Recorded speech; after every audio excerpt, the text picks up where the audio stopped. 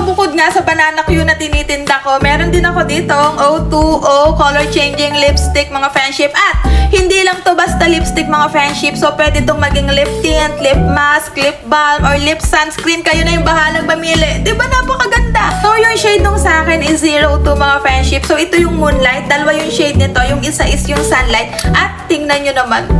Tingnan nyo naman, mga friendship, yung kanyang packaging. At meron pa siyang, alam niyo yung parang pa-silver gold na flakes dun sa loob. Diba? Ang galing. Tapos akala nyo sobrang mahal nito. Ay naku, mga friendship, kayang-kaya nyo to. Kung namumroblema din kayo sa mga bakbak ng mga labi ninyo, ito na yung bahala sa inyo. Si O2O Color Changing na yung bahala sa inyo, mga friendship. Ayan o. Sobrang bilis niyang maka-moisturize ng labi, mga friendship, dahil sa vitamin E nito. So, nakaka-hydrate.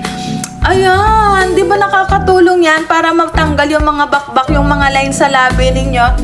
Ang ganda nito, mga friendship. Ayan. Tapos, isa pa sa kagandahan nito, mga friendship, is 24 long lasting to.